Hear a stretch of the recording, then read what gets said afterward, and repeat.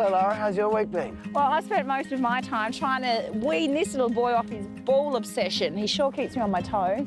Sounds like Georgie boy. He's either running me through the house or dragging me through the park. Oh, could be time to see a dog trainer, hey? Yeah, you're probably right. I'm sure, just like you guys at home, life with your pooch can get hectic. So the easier my life with my mate can be made, the better. That's where Pooches at Play comes in. This week we've got plenty of helpful hints to help keep your furry friend healthy and happy. And more discipline too, I hope. Well, you can only but try. Darcy, on the other hand, is so perfectly well behaved. What, this scruff bag? Oh, he's just as cheeky as Georgie. Yeah, I know. Come on, mate. Sorry,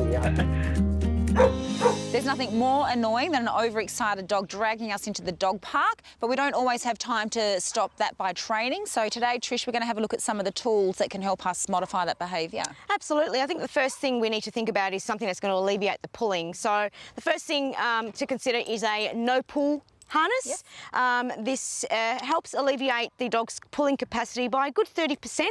It's quite comfortable for the dog to wear, and most dogs accept it without too much issue. So no pull harness is one. The other one is a front connecting harness where the leash actually attaches to the front of the dog's chest. Yes. If you can imagine a dog that lunges and pulls and you are able to suddenly U-turn the dog away, and that just basically disengages the opposition reflex. And again, these need to be fitted quite comfortably and quite snug. So if you're not sure, get someone to help you fit that one properly. Okay, and what about these ones that we've got here? These are car harnesses or walking harnesses. Look, they're pretty good for a dog that doesn't have a pulling issue, Right. or good for the dogs that need to ride in the car. But we wouldn't recommend them for strong pulling dogs. They're just not going to cut it. Okay, and this one, the halty. Head halters, yep, there's plenty of all this. There's about, I don't know, 100 varieties out there of different head halters. They control the dog by the head. Look, they're pretty good. Again, a dog needs to be fitted correctly, and a dog needs to be conditioned to wear it. They don't just accept wearing it readily. Some dogs do protest, but we do recommend, if you're not sure, then seek the services of someone that can help you. And also make sure it gets fitted properly because it can ride into their eyes. Absolutely. Martingale? Yeah, martingales. Yeah, these are pretty good. They're good for mild pulling dogs. They have the action where they tighten to a degree. They are limited slip, so they don't continue to tighten after they've tightened to a point. So good for long-necked dogs, so greyhounds, etc. But these are pretty good tools as well. So if you just got a dog that doesn't pull too badly, the martingales are the way to go. Okay, now this leads me to the controversial one. Correction chains? Yep. When should we not use them absolutely? Yeah, look, they are a controversial tool, but we certainly don't recommend them on puppies or any puppy under sort of 7 or 8 months of age. Those brachycephalic dogs, so we're talking about pugs and boxers with the pushed-in noses, elderly dogs, sick dogs, and any dog with obviously a sensitive neck. Yes. They're not the right tool for that. But however, there is a time and a place for them. If you do wish to use one, we suggest you seek the services of a trainer to be able to help you use it properly. Absolutely, because some things can go wrong with these ones. Absolutely. But ultimately, we want to be heading towards the flat collar with the nice sturdy buckles and training our dog not to pull in the first place. So if you would like some training tips, visit the NDTF website or Pooches at Play. Some dogs just don't like water. And when it comes to bath time, it can be a David and Goliath battle, making washing the dog equally as unfun for the owner. Annika, what can we do with dogs that don't like water? Well, there's a number of things. So one of the ways is to use a wash that doesn't require water, such as the Rufus & Coco water-free wash. This is a cornstarch-based powder, which you simply sprinkle into their coat and give them a good zhuzh, like this. Basically absorbs the oils on their skin, brush through. And this is actually, is in fact giving them a wash without having to use water. Now, to finish them off, or a lot of the reasons people are washing their dog is actually just to make them smell good, not that they're necessarily dirty, they just smell a bit doggy. So something like a 4-in-1 pamper spray, which is deodorizer and detangler. It also has a UV filter and gloss.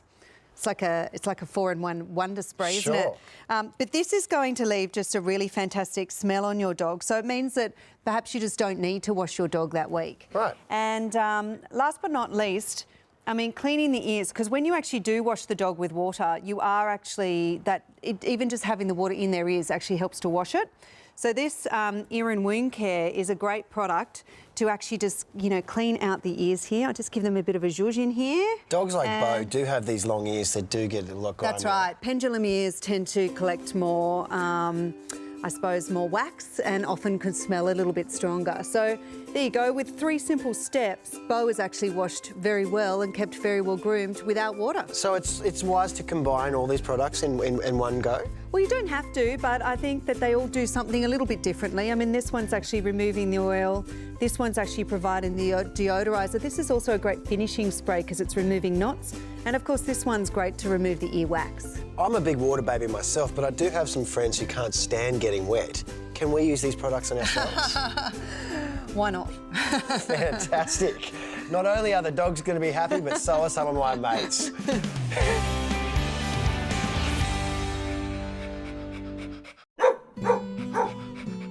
Whenever I hear fireworks or thunderstorms, I think of all the terrified dogs that are going to scramble out of their backyards and end up running frantically on the streets. Yeah.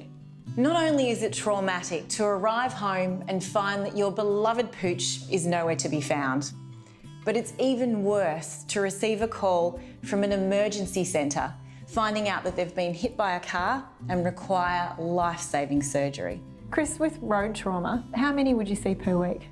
This emergency centre, which is in the centre of Melbourne, would probably see 5, maybe more a week on average. I mean, some weeks you're going to see 10 and none the next week, but a lot. We would see a lot of road trauma here.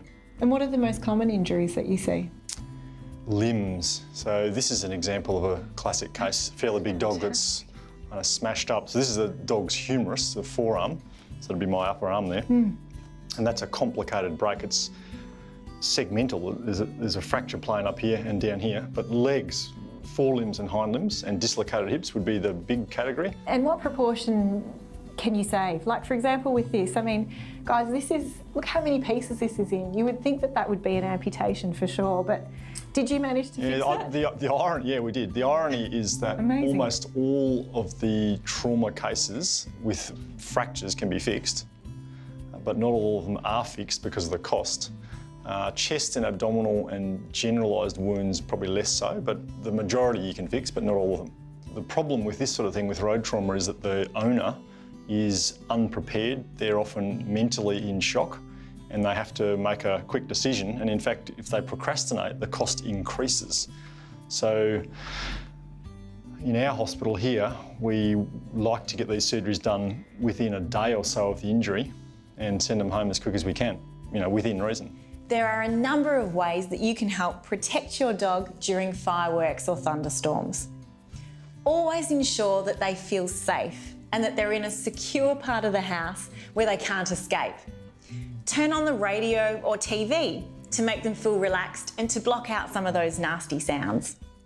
Thunder shirts are great at making dogs feel safe through just light compression of their body. Make sure your pooch is microchipped and always has ID on with your phone number to allow for quick identification if they should escape. And if you do happen to see a dog running frantically around the streets, try this little trick. Open the door, you don't have to get out, and see if they'll jump in. I've used that a lot of times and it works really well. You can then secure them in the car and take them to the local vet. But of course, prevention is far better than the cure. So how about you go watch your favourite TV show, I recorded it for you, and I'll go out, okay? Good girl. Yes. I'm here with Karen and Leonardo, who is probably one of the most cuddliest dogs I've ever met, which is fantastic because what does Leonardo do? Leonardo is involved in dog therapy. We visit a Wesley Mission. He visits people that have disabilities that unfortunately most of them can't speak, and so he just goes along and gives them kisses and cuddles and makes their day. So he heals and brings love and joy through the power of cuddle. He does indeed, and he enjoys it as well, which is wonderful. He's certainly well bred and well equipped for giving cuddles. What a beautiful coat that he has. He's a very placid dog too, which makes a difference. So how did you get involved, Karen? I took Leonardo to dog training at the Bayside Dog Trainers Association, and a gentleman there by the name of Terry asked me if I'd like to be involved, and it really is very, very worthwhile. Does he have any favourite residents? There is one lady called Kylie, and every time he sees her, she has the most beautiful smile, and he goes and gives her lots of kisses. Oh, you're a charmer, Leonardo. Certainly is. Well, Leonardo, it's been lovely to meet you. You too, Karen. If you don't mind, I might just get one more hug. Do I get the hug? Oh, you both want a hug? Oh, Look at that, group hug, group hug. Oh. Thank you, Leo.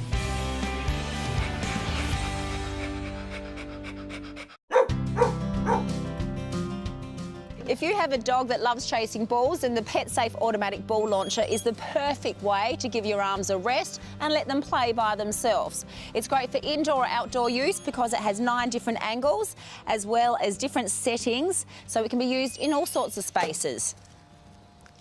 Now, it holds up to 3 balls, so it is a great way to train your dog to bring it back to you.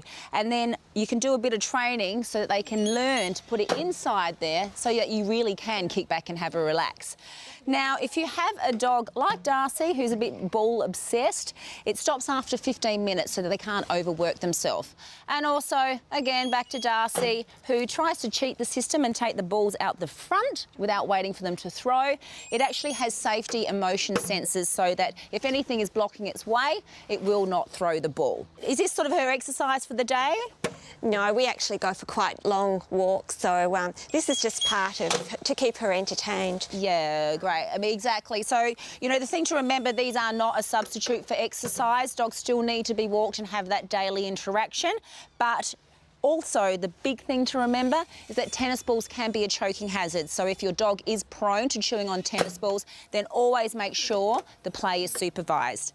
Now, the PetSafe automatic ball launcher is available from leading pet stores all across Australia, as well as the PetSafe Australia website for $249.99. So, Lizzie, she looks like she's doing a great job. She's having lots of fun. Well done. Good girl. Liz. Drop it in. Yes, good girl. Good work. It's as simple as that. Okay, so there's a couple of ways to train your dog to use the automatic ball thrower and bring the ball back and put it into them themselves. With Ellie, because she's clicker trained, we're going to try that. So clicker training, for example, is to mark a behaviour that I want. In the early days, what you would do to clicker train a dog is when they're not paying attention, or you teach them that click means a reward. Okay, so we keep doing that, takes a while, and then they'll start getting that. In this instance then, we start to mark behaviour. Ellie knows that I want her to sit, and then we click. So stand. Ellie, come here. Sit. So that's marking the behaviour that I want. So we're going to try that with the automatic ball thrower.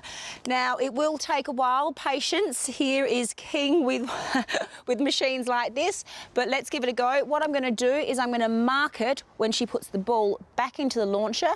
So mark, reward, and then she will begin. If I keep consistently doing that over time, she will begin to understand that that's what she needs to be doing, because every time she does it, I'm going to mark it and reward her. Let's give it a go.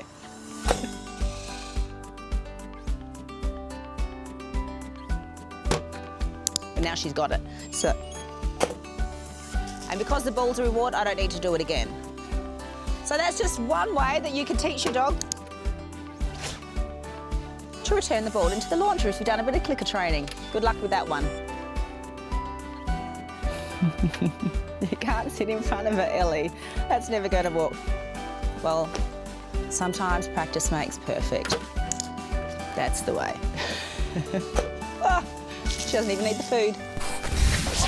I'm with Chrissy Marsh from the Real Housewives of Sydney and her beautiful girls Bondi and Bronte. Oh, I know. They're my little China dolls. I actually lived in Shanghai for 2.5 years. So when I arrived there, I said, find me 2 dogs, and these beautiful little French poodles, although they are Chinese. They're bilingual. Oh, lovely. They're amazing. Bronte still has a couple of words left in Chinese, but mostly English now, which is great. But you know what they love? They're a bit of the fashionista. Ooh. Doggy couture. Oh, very nice. So as soon as I'd pick up an outfit, because they love dressing the girls in Shanghai. You know how eager, look at this. She wants to get dressed, because if she gets dressed, it means she's going out. But her favourite, Bondi, Look, this is her favourite. Look, she wants to step into it already. Is that Madonna? This is Madonna. But see, over there, they dressed up their dogs, so they really do love their fashion. And also, for them, it means that they're going out. Oh. And nothing do they love more than going. You girls going to take a journey? In the bag, quick. Oh, God. In the bag. Oh, my goodness. Look at that. They love being in the bag because it means they're going out. Oh, well, you girls have a wonderful day. They love their shopping. Oh, off you go. I'll let you go. Thank you, Chrissy. See you later. And thank you to the adorable Bronte. Bye. Bronte. Bye, girls.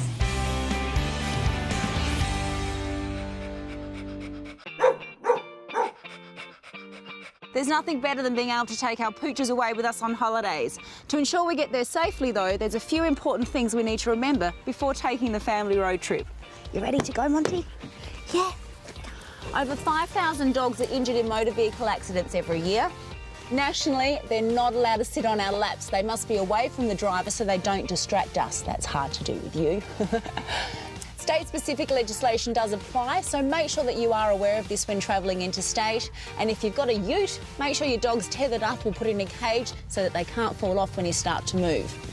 Now, if you do happen to brake suddenly or are involved in a crash, it's really important to make sure your dog is secured with a well-fitted and safe harness like this one. Using a properly fitted harness is a good way to help keep them from moving around and is safer should you need to brake quickly. Choosing a crash-tested one like this Easy Dog Drive harness can protect them further should you be involved in a crash. Never fasten the seatbelt attachment directly to the dog's collar or tie the dog to the door handles. And if your car has airbags in the front seat, then harness them in the back. Before heading off, take your dog for a long walk and remember plenty of water and toilet breaks along the way. For more dog safety travel tips or to book your pet-friendly accommodation, visit the Pooches at Play website. Come on, Monty, let's go. Do not tell Darcy though, all right? He'll crack it. He'll never find out. Never. Let's go. This week's feature, Take Your Pet Property, is Aloha Rosebud Beach House Retreat.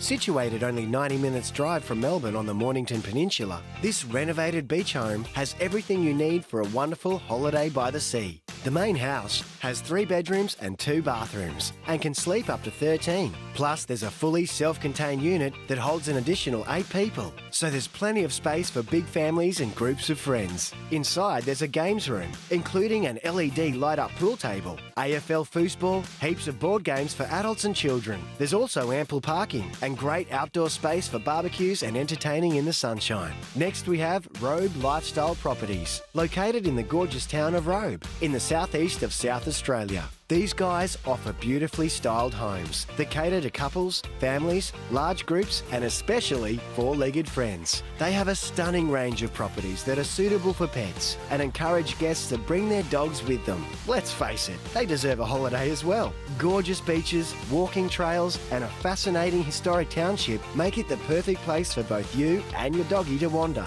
The many cool cafes, restaurants, galleries and inspirational retail stores are incredibly pet-friendly as well. Finally, we have Birch's Serviced Apartments. Nestled in amongst East Melbourne's tranquil tree-lined Simpson Street, they have limited, dedicated pet-friendly rooms where your 4-legged family members can enjoy their getaway. As long as you adhere to their pet-friendly guidelines, located a block away from Darling Square and a leisurely stroll to the historic Fitzroy Gardens, there's loads of options for walking your best friend and plenty of things for you and your human companions to do too. For more pet-friendly accommodation ideas, visit the Take Your Pet website. Dogs love to chew. Anyone with a puppy or a growing adolescent will know this too well. But when this destructive chewing becomes a problem, we can have something on our hands that we need to deal with. Robert, why do dogs like to chew? Well, it's natural for dogs to chew anyway, because that's how they live in the wild. I mean, they'll eat anything and everything, and a lot of that involves chewing into carcasses or vegetation. Yes. So we recognise they have a need, but sometimes then their diet doesn't provide them with that. Yes. And there are circumstances and emotional reasons, such as anxiety and frustration, which can cause chewing and destructiveness as well. Okay, now puppies are big chewers. Why is that? Well, they need to chew to develop the adult ability their strong teeth, strong jaws, to eat what they would normally eat in the wild. And how can we divert this chewing attention away from the things that we love and perhaps put them onto something a bit more practical? Well, it gives them something to work on. For instance, we don't want them to be chewing tennis balls. It's not good for their teeth, because the way a tennis ball is constructed, it actually wears down the teeth very effectively. Okay. Yeah. So something like that, which they can get their teeth into, they can get a bit of, a bite on it. Yes. So it's not totally hard, and they can lift it up and they can carry it around, they can throw it about. It provides a lot of elements of sort of just activity. Yeah. Which is going to be good for helping them relax in that environment. Because, I mean, we're not going to be able to stop it, so there are ways. Why do, staffies love, like we've got the big staffy ball here, like staffies love their big balls and push them along, and if you've got a soccer ball, it doesn't last long, does it? The dear old staffy does have a reputation for being really sort of compulsive about its attempts to get into these sort of things. And that's why it's got to be as hard as that to be staffy resistant, hence the name staffy ball. I mean, and we can't stop it, can we, really? So we need to be able to address it. Yeah, we don't in want to bottle way. it. We say, well, why do they want to chew? We know that the young pups need to chew, so let's provide them with appropriate, say, certain type of soft bones, like rib bones and things like that, which are safe, not the hard bones which can crack teeth. And provide them with other things like these when they're older. Again, recognising that each dog is an individual. Some dogs take to them, some dogs don't. But these things are available, and let's just give them the choice. Yeah, absolutely. Let them vote with their teeth. Well, destructive chewing is actually a very big topic that we can't cover off right now. So if you'd like to find out more, visit the Pooches at Play website. Thanks for tuning in to another episode of Pooches at Play. We just love making this show, and we hope you have just as much fun watching them. I don't know who has more fun, Darcy or me. For more of what you've seen on today's episode and other helpful tips, visit the Pooches at Play website. And don't forget to check out our Facebook page. We love looking at your comments and questions and are really happy to answer them. Darcy's looking a bit filthy. I'm going to take you home for a bath so you can look sharp for tomorrow. A bath? I don't know if that's going to help, Darce. You're more the kind of cute, scruffy type, not the sharp-looking dog. No offence, buddy. I don't think Eddie's taken. All right, let's go get some soap and some water.